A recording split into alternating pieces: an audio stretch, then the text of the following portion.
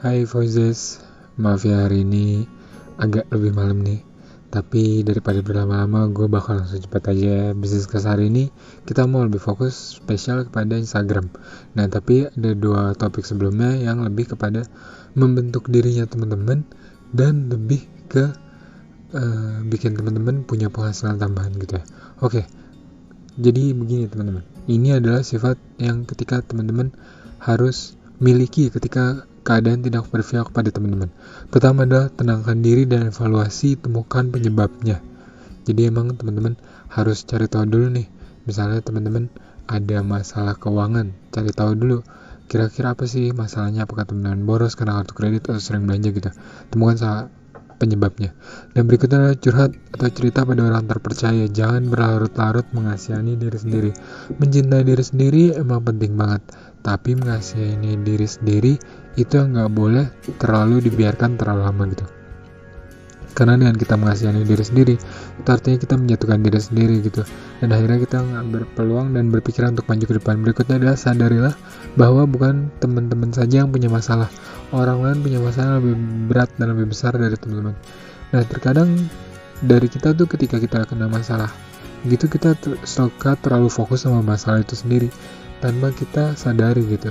Terkadang masalah orang lain bisa lebih berat dari kita dan masalah kita diemin terkadang juga bisa kelar. Makanya kan ada pepatah yang bilang masalah itu jangan dipikirin terlalu berlarut-larut gitu. Terkadang ada masalah yang cuma lu pelototinnya udah kelar. Berikutnya adalah curahkan emosimu, tulis jurnal, meditasi, berdoa, mendengarkan musik. Jadi dengan cara yang positif ini teman-teman bisa membuat suatu evaluasi gitu. Dengan jurnal, meditasi bisa menenangkan diri, berdoa menenangkan diri gitu, dan mendekatkan diri lebih kepada Tuhan. Mendengarkan musik ini bisa mood up emosi, jadi memang bisa benar-benar bikin teman-teman bangkit dari masalah apapun yang teman-teman lagi hadapin. Berikutnya adalah beri kesempatan pada dirimu untuk istirahat dan berpikir jernih. Terkadang banyak dari kita yang bekerja terlalu keras dan kita bilang istirahat nggak perlu lah, kalau istirahat kapan kayaknya, nggak istirahat aja nggak kaya-kaya, gimana banyak istirahat gitu, gimana santai-santai.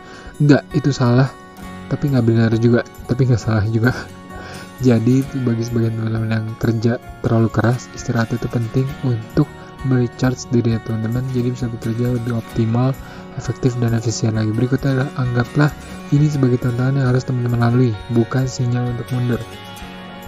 Jadi banyak orang tuh yang ketika hadapin masalah, ini tamparan dari Tuhan, ini ujian dari Tuhan, ini balasan dari Tuhan.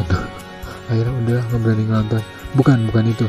Jadi terkadang kalau mau ujian harus dihadapin, kalau mau cobaan harus dihadapin. Kalau emang itu ternyata teguran gitu, teman-teman belajar evaluasi diri, membuat teman-teman menjadi lebih benar, pribadi yang lebih benar dan lebih baik lagi.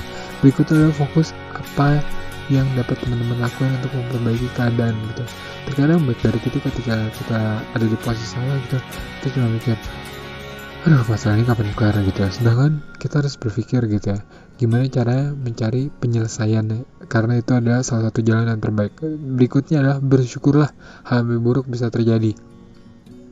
Banyak video gitu yang menyebar gitu, sempat viral gitu dulu. Jadi ada satu orang gitu ya, ketika mengeluh terlalu baik masalah pada hidupnya, pada Tuhan pada hari itu, ternyata ketika dia selesai pada hari itu, Tuhan menjawab semuanya di dalam mimpinya. Dan bikin gue merinding gitu, bahwa penyertaan Tuhan itu maha dahsyat, tapi bisa terjadi yang lebih buruk karena Tuhan akhirnya semua rencana buruk itu juga gagal. Jadi apapun yang terjadi bersyukurlah. Berikutnya adalah tetaplah berusaha melakukan yang terbaik.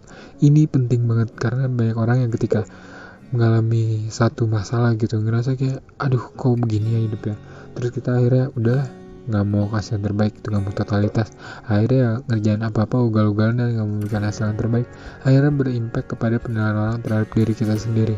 Berikutnya adalah temukan pelajaran yang dapat kamu ambil dari keadaan itu menjadi salah satu yang terakhir. Karena dengan teman-teman belajar dari masalah yang ada, itu bakalan bikin teman-teman jauh lebih kuat dan lebih dewasa dalam menghadapi apapun yang